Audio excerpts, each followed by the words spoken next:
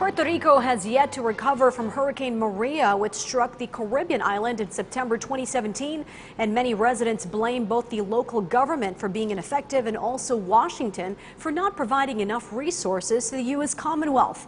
A $13 billion disaster aid package is stalled in Congress because of a dispute between Democrats and President Donald Trump. Yan Paulo Pitri reports from San Juan on the efforts to rebuild. 18 months after Hurricane Maria destroyed vast portions of Puerto Rico's infrastructure and housing, federal and local officials are still struggling to rebuild. The Category 4 storm destroyed an estimated 85% of the island's houses and knocked out power for months. When you think in terms of the hurricane damage of Maria in Puerto Rico, you have to remember that Maria caused more damage than any other disaster in the history of the United States. Solesnil Garcia, a resident of Santurce, Puerto Rico, lost everything except the clothes on her back. In my house, the entire roof was torn off. I practically lost everything, even my clothes. All I had left was the clothes on my back. The same for my sons.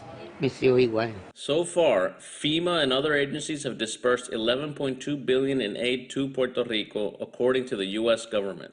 The money has been used to complete debris removal, repair public infrastructure, and give direct aid to affected individuals.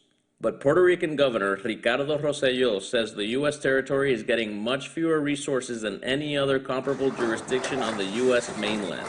For its part, the Trump administration has questioned the island's ability to spend the aid money wisely. For Puerto Ricans, the main concern remains housing, yet Puerto Rico's housing secretary is proud of how much has been accomplished in the last year.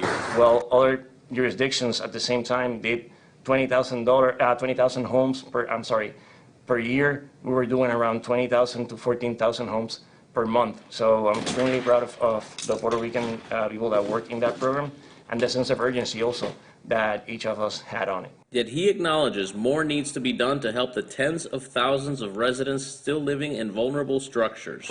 Obviously, it's a matter of funding, and what we have and what we can control is implementing the action plans, drafting the action plans, and get the same approved.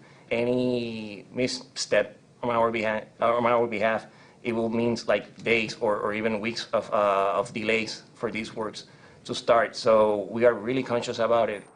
As families wait for the funds already approved by Congress to be dispersed, local and national nonprofits such as SBP, which began in response to Hurricane Katrina in New Orleans, have stepped in to fill the gap. The reason why all of these organizations exist is because the way that the process is set up right now, so we're there kind of filling that gap to make sure that people don't have to wait a year and a half, 2 years for the programs to really be implemented, but really receive the help that they need as soon as possible. For Solesnil, who also lost her husband to the storm, SBP's help has been nothing short of a miracle. Like I always say, God always sends his angels. Without me calling, they are here. That's God. He touches the hearts of all who love him.